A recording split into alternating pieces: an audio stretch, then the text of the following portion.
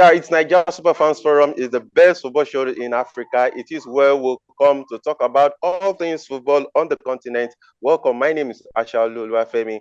James Agreeb is here, and as always, we will be doing this together today. James, you're welcome to the show. Yeah, thank you, Femi. It's always a pleasure being on a Nigeria Super Fan. Okay, so to get started, of course, Arsenal, a good run for them yesterday. 4-0 victory over Everton, 5 points clear at the top now. We are rooting for Thomas Partey to bring the Premiership to Africa.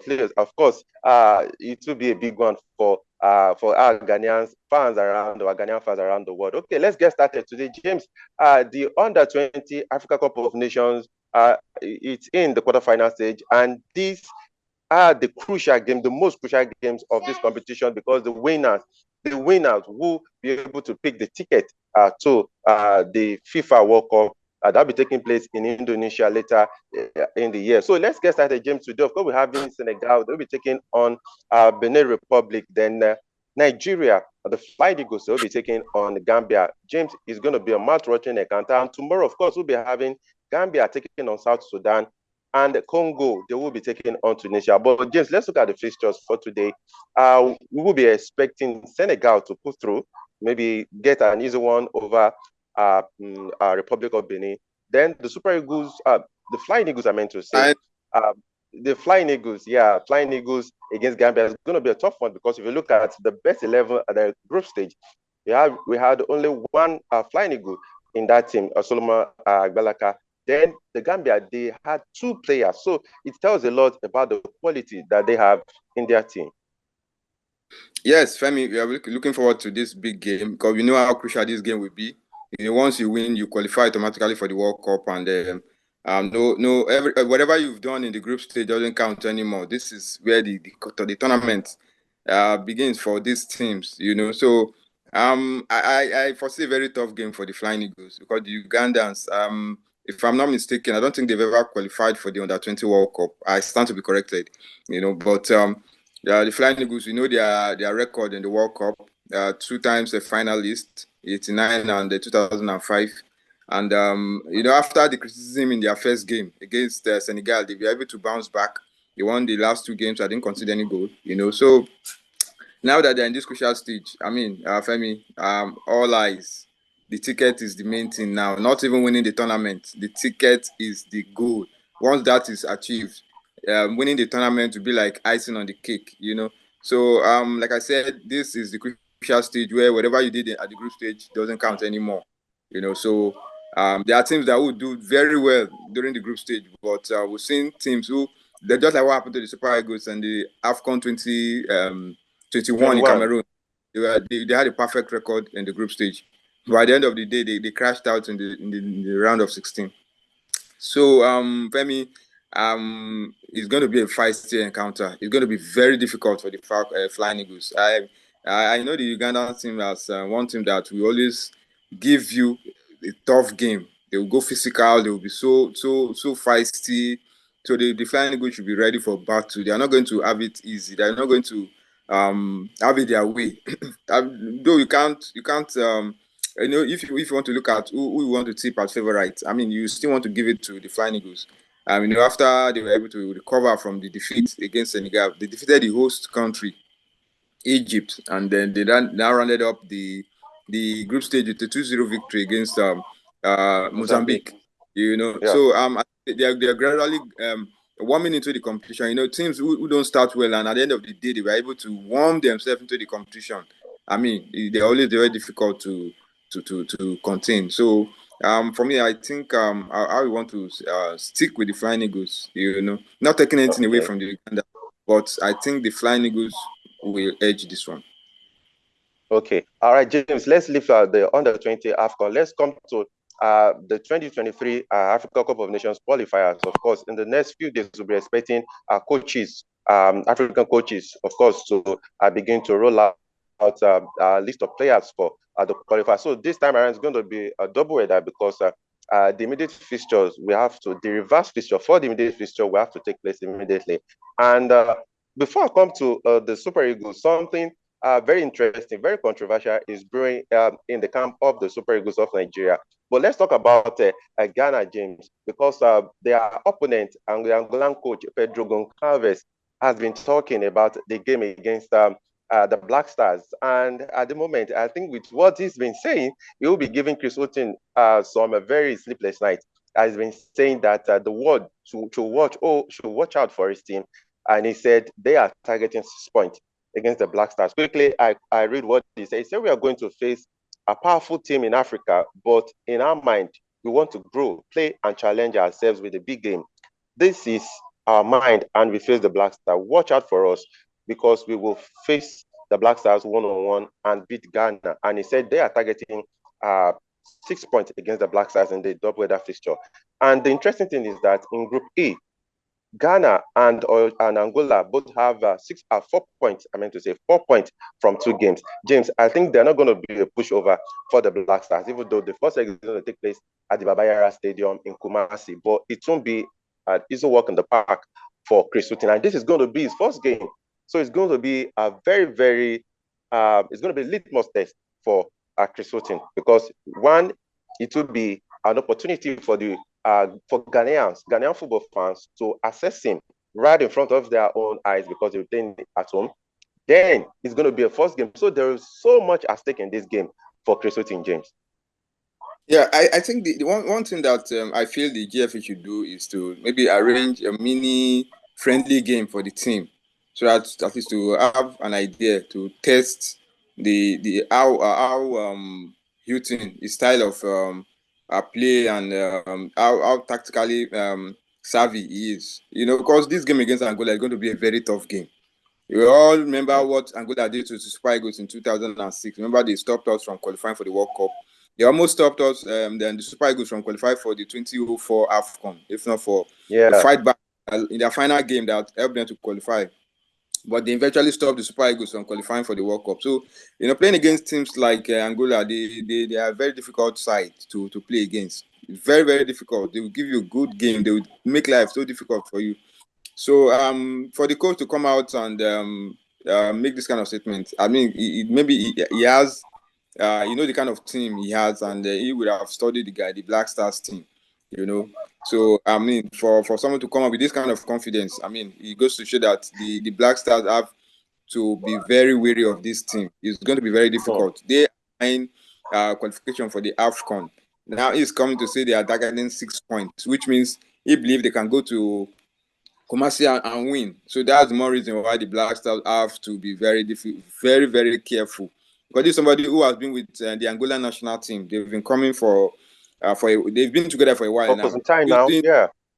Houghton is a new head coach for the Black Stars. Fine, he was part of the team. The good thing there is it's not as if he's coming in as a novice. There's somebody who has been part of the team. So that's a good one for the Black Stars. But he is going to be fully in charge now. So with that little experience he had with the Black Stars, I believe he would have known the players, known what and what to do. But he must not take the threat from the Angola national team coach lightly, because for the man to come out and be making this kind of statement, I mean, it goes to show that he's ready for war. And the Black Stars, they should be ready for the same approach. They should not. The most important thing for them is to try and get the victory in Kumasi. Once they do that, the pressure will fall back on the Angolan team. The Black Stars don't really need 6 points. If they can get 4 out of those 6, I think they are good to go. So they should not take this wars lightly. It's going to be battle royale from the first leg to the second leg in Rwanda. Okay, and of course the GFA has shot the Babayara Sports Stadium for the game on March 23rd. Of course, for the game for the welcoming of Angola, and of course the back Meteors, they will be playing the second leg of their last qualifier for the under-23 AFCON against Egypt. So those 2 matches will be taking place against Algeria. I meant to say the Black Meteors will be taking on Algeria on March 28th. So those 2 games have been scheduled to take place at the Babayara Sports Stadium. So the GFA have shut the facility for now. There shouldn't be what happened before the playoff. You remember, James, the 2022 playoff between the Super Eagles, that the facility was not in good shape, so they had to start running before they put things in place. James, still staying in Ghana. remember, we've been talking about the surprise team of the season, which has been the Ghana Stars. They knocked out Ashanti Kotoko out of the MTNFA Cup recently. And the Ashanti Kotoko coach, Seydou Zabo, remember, he took Burkina Faso to the 2021 Africa Cup of Nations in Cameroon. And he's making a very silly, I would say, silly allegation saying that the Ghana Stars have been fixing their own games. Because remember, they lost 1-0 to Ghana Stars, who are currently leading the best power Premier League in Ghana. And quickly, I read what Seydou Zabo said. He said, okay, quickly, okay. He said, there is nothing we can do because for this our defeat, it is the referee that gave victory to the Ghana Stars. He said, is it not obvious? It is not obvious. He said, we have seen why Ghana Stars are ahead in the league. It is because all their home matches are fixed. And for this statement, he has been dragged to the GFA. But I think this is a very serious allegation. Though, James, we know, we've said it many times on this program that we cannot exclude or exonerate match fixing in African football, particularly in this part of the sub-Saharan African football. But making such excuses without tangible evidences has dragged him into trouble, because I'm sure the GFA will look at this and maybe perhaps find him or even give him a ban. And Ashanti Kotoko have not been doing well since Seydou Zabo took over. At this moment, they are 7-point behind the Ghana Stars in the league. So I think the man just took out the frustration to say things he will probably later say he didn't mean. Femi, I think there's nothing wrong for someone to come up and say this and that. You accusing another team about corruption, and the most important thing there is, do you have proof? If you can prove that, anybody can come up and start saying stuff, but do you have proof to back it up? So that's what I just said. That's what I just said. Yeah. That's just what it needs to do, because he's claiming now that the Ghana Stars in their own games they've been fixing their games. He Fine. He said that based on the poor officiating, and he's saying that it's a sign that Ghana Stars have been fixing their own games. No, for him to come out and say poor officiating, that is not enough proof. That's not enough. That's something that you can argue about. The most important thing, because he said they've been fixing their match. Do you have video evidence to prove? At least if you have all this evidence, fine, you present it to the GFE. They will know that, okay, yeah, there's a concrete evidence to back up your claims. But as long as he doesn't have any of that, I mean, I just seen him as somebody who is just frustrated that the Ghana Stars, that they feel by now should have known their places, that should have been out of the top spot. They are still waxing strong. So for him, maybe, I don't know, maybe it's deployed to distract the Ghana Stars. I don't know. It might be correct. It might be wrong. It's a two-way thing. So the most important thing is for him to head to the GFA's. They summoned him. Then provide your evidences. To back up your claims. Face the penalty. Or face the penalty, because for someone to come up with such allegations, strong allegation. They are weighty allegations. They're not something that you just say and go to sleep. You have to come out and verify to prove, because what he did is call the officials of the league, call their integrity into questioning. You've questioned their integrity, you've questioned their everything about them. So you just have to come up and back up your claims. Who knows? Maybe if he has good evidence, there's another way to clean up any mess that's in the league. Otherwise, he's going to land himself in serious trouble. Okay. Still saying Ghana, of course, the bed power Premier League fixture between Ashanti Kotoko and Hearts of Folk that will be taking place this Sunday is going to be the President Cup. Of course, the GFA has given that approval, and so it's going to be taking place at the Accra Sports Stadium. So it will be part of the commemoration for Ghana's 66th Independence Day anniversary. So rather than being just a league game, it's going to be a President Cup. Remember last time it was Ashanti Kotoko who took the day. That was when Sole Mustari, remember the one season is spent with Ashanti Kotoko. So it's going to be the President Cup. It's going to take place this Sunday. So it's going to be it's going to be another opportunity for these two sides, these two great Ghanaian clubs, particularly for these two coaches who have been under fire because Seydou Sabo has been under fire with the faltering fortunes of Ashanti Kotoko since he took over, and for Slatko Matic, the coach of House of Folk, both of them out of the continent, and of course in the league it seems that the Donald Stars might likely run away with it. But we are focusing on the President Cup now. So come March 5th on Sunday at the Accra Sports Stadium is going to be these two teams, and it's going to be President Cup. So there is something at stake. James, is going to be a festive. It's going to be something to really look out for. Yeah, I think one team that will be hoping that this result go their way is the Donald Stars. They will be praying for a draw, because whoever wins between these two teams will get kind of closer to the Donald Stars. So. And I don't know. It's the most like the must win for both teams. There must be a winner. There must be a winner. There must be a winner. Yeah. So that's just it. And okay, the President's Cup is kind of a knockout competition. Yeah, that's what I'm saying. Yeah, just like one final. Yeah. So I think whoever wins that will kind of serve as a boost for them. I thought it's a league game. So whoever wins, we kind of boost their morale, because, like you said, they've not been doing too well. The Donald Stars have made sure of that. Donald Stars both of them are out of the MTN FA Cup, so imagine. The league seems to be the only opportunity to win a title this season. Exactly, and the Donald Stars have been making sure that they keep on getting frustrated.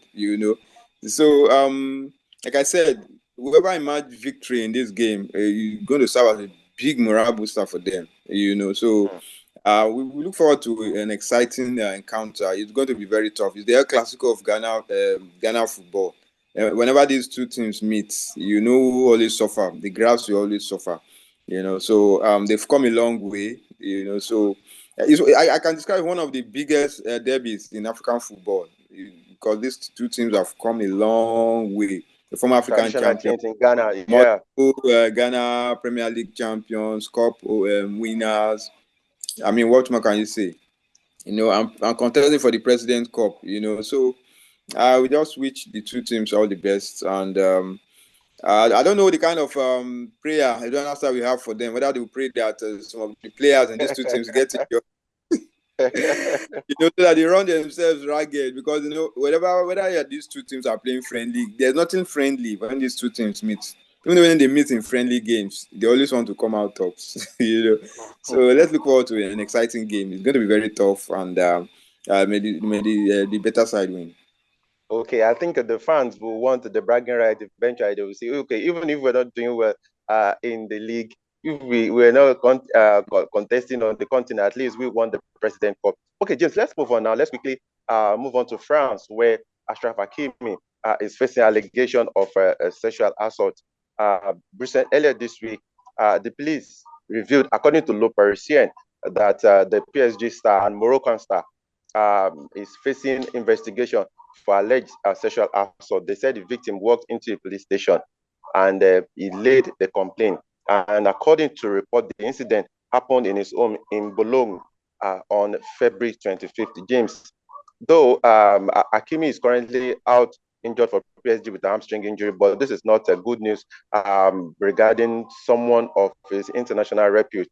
And this is not always good regarding African players, particularly because remember, maybe I should even say black. Remember, we had Greenwood, Mr. Greenwood just came out. We still have Benjamin Mendy, still not free yet, and Achraf Hakimi.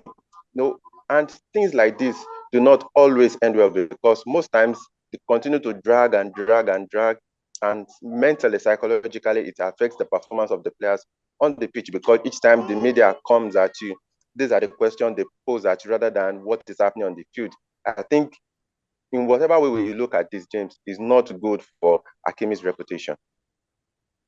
Yeah, I don't know. I think it's as if footballers they're always vulnerable when it comes to issues like this. You begin to imagine, you begin to wonder how is it that they always find themselves in situations like this. It's just a few of them that always at the end of the day they get off the hook. I remember what happened to Neymar, Cristiano Ronaldo share, about rape. So sometimes you begin to imagine with the popularity of these players, is it that they cannot No, Neymar, log sorry, women and then do whatever? Neymar doesn't get out of control. Recently, yesterday, sorry to cut in, there was a report on Marca saying that Neymar proposed a threesome to a TikTok female star. So I think things like this, I don't know, maybe just black players, they take a lot of fun in being found in serious controversies like this. No, it's not only black players. It's most footballers are affected by it. It's just about how you carry yourself, how you go about your business. I mean, this has been happening for some time now, and it's nothing good. Hakimi has come out to deny it, and it's just left for the court to prove that he gets off the hook, because he gets playing, he might get affected, getting boos, jeers from opposing fans. You will not be able to concentrate on the pitch. So all these things have a way of affecting players. I would just hope that he'll be able to get off this issue, because it might affect his career no matter how you want to look at it. Because this is somebody who made it in the FIPRO 11, and for him to now find himself in this kind of situation, I mean, it's not good at all. So like I said, the courts are already on the case, and we just pray that he gets off the hook. Hopefully police will find him innocent very soon so that he can concentrate on this game on the field. James, this is more on a rather a funny side. Zamalek president Murtada Mansour has been jailed for 1 month for verbally insulting president of a rival club, Al Ahly. And it's quite funny because it's something you see almost every now and then here in this part of the world. But someone is being jailed for just being angry. And according to a report on the BBC, Mansour, who is a politician and of course a former member of parliament, was supposed to have faced this particular prison term, but because of immunity, it was deferred. But now, finally, he's being thrown behind bars. Of course, the report also said that recently, or while you remember Mark Klassenberg, the English Premier League referee, when he was the head of referee in Egypt, he accused him of being corrupt, and he had so much retinue of controversies surrounding him about utterances, making allegations that he couldn't back up. But at the moment, he's behind bars, James. So if Zaid Zabo, the Ashanti Kotoko, was in Egyptian league by now, maybe he will have been sentenced to 5 years imprisonment. Yeah, that's good to show the different the way we go about stuff in different parts of the world. Imagine something that you can get away with, especially in a country like ours here. But in their own part of the world, you can't. There are certain things you can't say. Maybe he has gone beyond just making statements. Maybe he said some personal things. That's why he landed himself in trouble. So we just hope that this will serve as a deterrent to other people who feel they can just come out and make statements and feel you get away with it. I mean, the law just goes to show that you just have to respect people. Even though you have issues, there are certain things you don't say. So I just hope that this will serve as a lesson to him and to other people who just come out and make statements and feel they can get away with it, because they feel they are top officials in the big establishment. So I think this will serve as a lesson for others too.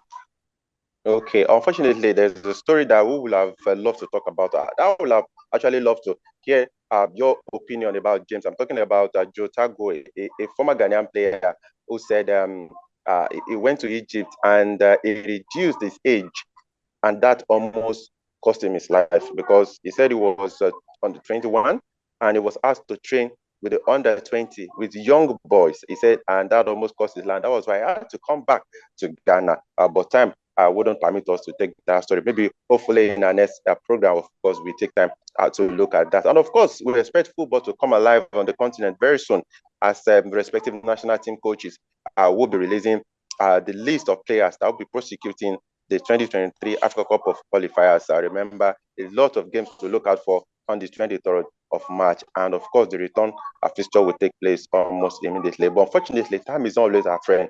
When we come on to talk football on Nigeria's Fans Forum, and James Agberebi, thank you very much for coming on the show today. Yeah, thank you, Femi. Always a pleasure.